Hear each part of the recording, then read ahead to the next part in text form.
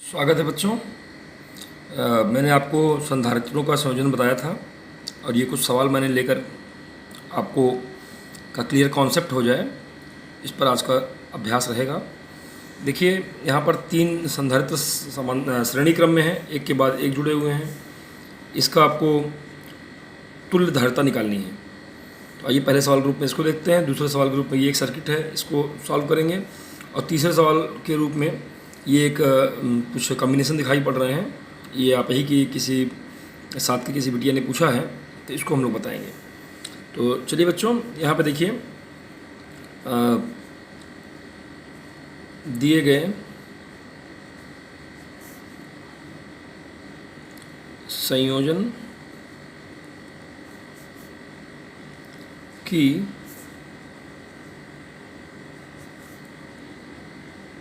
तुल्य धारिता सी जो है निकालना है मुझको के लिए।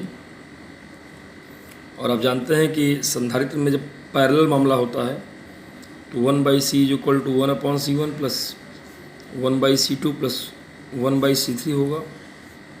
तो ये 1/3 1/3 1/3। तो यहाँ पर आप समझ सकते हैं कि 3 एलसीएम आ जाएगा। 1 + 1 + 1 दैट बिकम्स 3/3, इट मीन्स 1। तो यहाँ पर C की वैल्यू आ गई 1 माइक्रोफैरड। ये आपके दिमाग में आ गया होगा कि कैसे सूत्र लगाया गया है और कैसे इस कॉम्बिनेशन को सॉल्व किया गया है। तो ये तो एकदम सिंपल सवाल था। यहाँ देखिए दो सर्किट दिखाई पड़ रही है, ये, और यहाँ पर ये दोनों पैरेलल हैं और ये इसके साथ में सीरीज में है। तो चलिए उपरोक्त चित्र में 3 माइक्रोफैरड व 6 माइक्रोफैरड समांतर क्रम में है।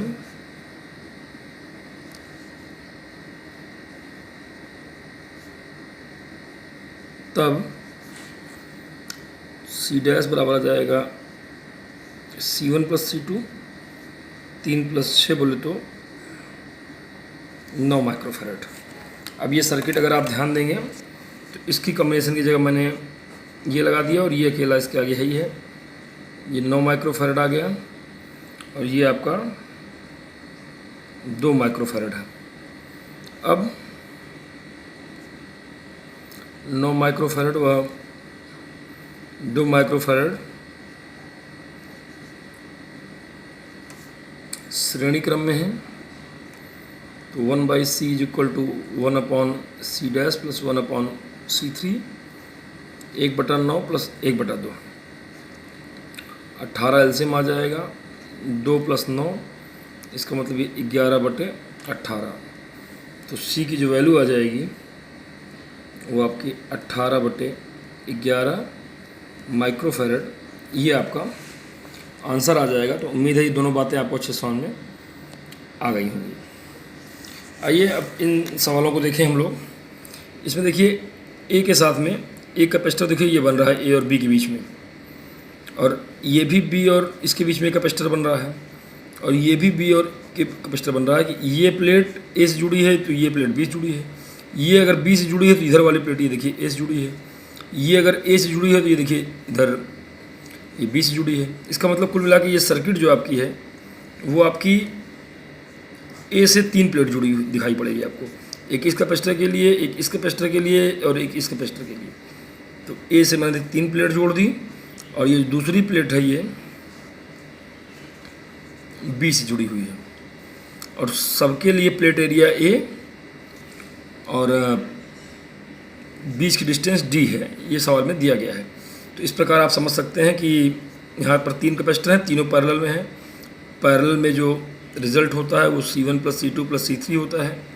तो 3 टाइम्स ऑफ ε0 A/D, ये आपका उत्तर आएगा। उम्मीद है ये पहला पार्ट आपको समझ में आ गया होगा। आइए दूसरे पार्ट की बात करें। देखिए कैपेसिटर, ये एक पहली प्लेट यहाँ पर है, दूसरी प्लेट देखिए B पर है। अब ये दोनों B के बीच में ही है, इसलिए इससे कोई मतलब ही नहीं है, क्योंकि ये भी बी पर है, ये भी बी है, एक ही पॉइंट से दोनों प्लेट होने का कोई मतलब नहीं है। हाँ, यहाँ पर देखिए बी से है और ये ए से है, तो यहाँ 2 कैपेसिटर आपको दिख रहे हैं।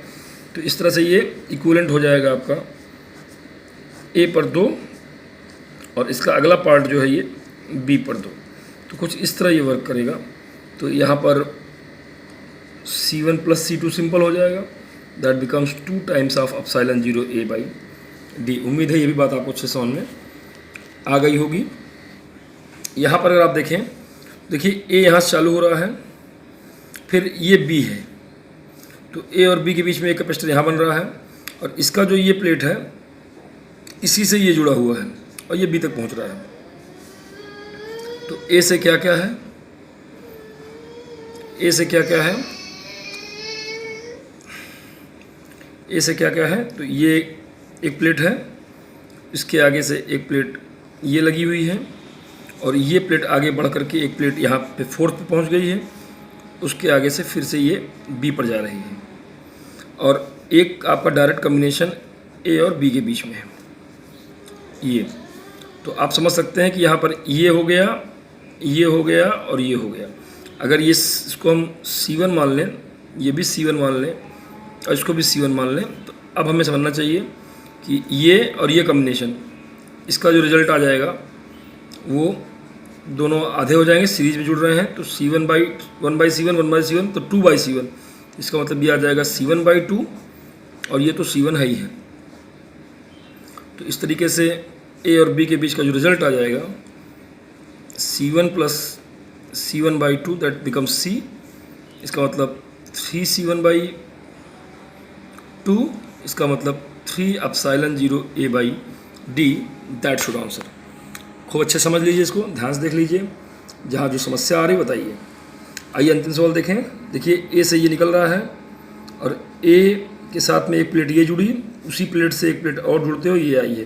लेकिन यहाँ पर जो देखिए ए और बी के बीच में जो कॉम्बिनेशन बन रहा था वो यहाँ नहीं बन रहा है, क्योंकि बी तो एकदम अलग हो गया। देखिए यहाँ पे है ये है ये, बल्कि एक ही 2 प्लेट आपस में बन रही हैं। तो अब आप ज़रा देखेंगे, तो यहाँ से ए से एक प्लेट निकली, उसके आगे ये फर्स्ट हो गया और यहाँ पर देखिए ये प्लेट आगे बढ़ के कहाँ गई है, ये सीधे 4th के सामने चली गई है ये। तो ये ए हो गया और ये बी हो गया और डायरेक्ट ऐसे काम होगा अब आपका। यहाँ पर ये जुड़ रहा है, ए से एक प्लेट और यहाँ पर एक प्लेट, ये 3rd वाला प्लेट है, यहाँ पे कैपेसिटर फॉर्म करेगा। अगर मान लीजिए आप समझें हम इसको, तो एक प्लेट ये हो गई जो ए से आ रही है और एक इस कॉम्बिनेशन से यहाँ पे एक प्लेट और बना रहा है ये, कुछ ऐसे। तो ये कैपेसिटर यहाँ और निकल रहा है, लेकिन ये यहाँ बन रहा है। तो यहाँ देखिए ये दोनों पैरेलल हो गए, C1 और ये फिर C1। तो पहले ये 2C1 हो गया और ये इसके साथ में सीरीज में है, इसका मतलब 1/2C1 + 1/C1 ये आ जाएगा। तो यहाँ सॉल्व होगा तो 2C1 और ये 1 + 2 आ गया, तो कुल मिला के 2C1/3 आ गया। इसका मतलब 2 एप्सिलॉन 0 A बाई डी, ये आपका आंसर आ जाएगा। उम्मीद है C की वैल्यू को आप समझ पा रहे होंगे, ये आपका आंसर रहेगा। तो ये बेटा आपका चारों क्वेश्चन मैंने बता दिया जो आपने मुझे व्हाट्सअप करके पूछा था। इसके अलावा ये सीरीज और पैरेलल के बेसिक सवाल हैं, लगाइए, अभ्यास करिए, जहाँ जो दिक्कत आए ज़रूर बताइए।